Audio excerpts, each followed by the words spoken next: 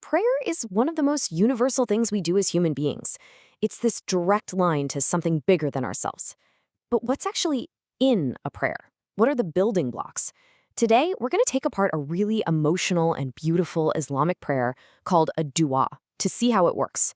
We'll look at its structure, its themes, and what it shows us about that conversation between a person and their creator. Let's dive in. So here's how we're going to break this down. We've got 5 sections. We'll start with the basics of what this prayer is, then move into how it starts with praise, then the plea for forgiveness, then all the specific requests, and finally, we'll see how it expands to be a prayer for the entire world. All right, so first things first. Let's get our bearings. What exactly is this kind of prayer, this intimate conversation with God in Islam? At its core, we're talking about dua. And this isn't just about reciting something from memory. Think of it more like a profound, personal, one-on-one conversation with God. It's this one act where praise, saying you're sorry, and asking for help all come together. Now, what I find absolutely fascinating about the structure of this dua is where it begins. You might think it would start with asking for stuff, right? But no. Before any requests, before asking for any forgiveness, the prayer starts with praise. It's all about establishing who you're talking to first. Just listen to that. It's so powerful. This quote really sets the stage. It's painting this incredible picture of a divine being that is totally eternal, completely absolute, beyond time, beyond space. This language really frames the entire conversation that's about to happen.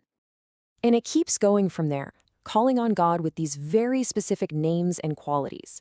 Things like the light, the truth, the Lord of the worlds. But look closely.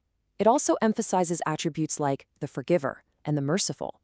That's not just praise. It's a reminder of the very qualities the person praying is about to appeal to. It's like building a foundation of reverence and hope. Okay, so from that place of praise, the prayer shifts into what is really its emotional core. After talking about God's greatness, the focus flips and turns inward to the messy, imperfect reality of being human. Wow, think about how complete this plea is. It's not just, I'm sorry for the mistakes I know I made. It's asking for forgiveness for actions you've done and actions you failed to do, for things you did in secret and things you did in public. And get this, even for the faults you don't even know you have. It's an act of just total surrender. This slide here, it just lays out that dynamic perfectly. On one side, you have the honest admission of human weakness, our mistakes, our secrets, all our shortcomings. And on the other side, you have all those divine qualities that were mentioned at the beginning. The prayer is constantly playing these two against each other, our flaws versus God's endless capacity for mercy. It frames asking for forgiveness not as an act of shame, but as a real act of hope in the forgiver, who, as it says, loves to pardon. So once that foundation of praise and repentance is firmly in place, the prayer shifts gears.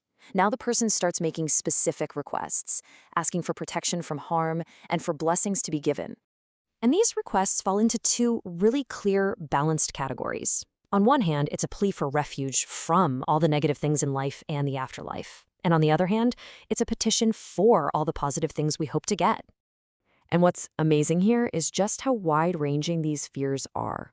The prayer asks for protection from the ultimate spiritual troubles, of course, like hellfire.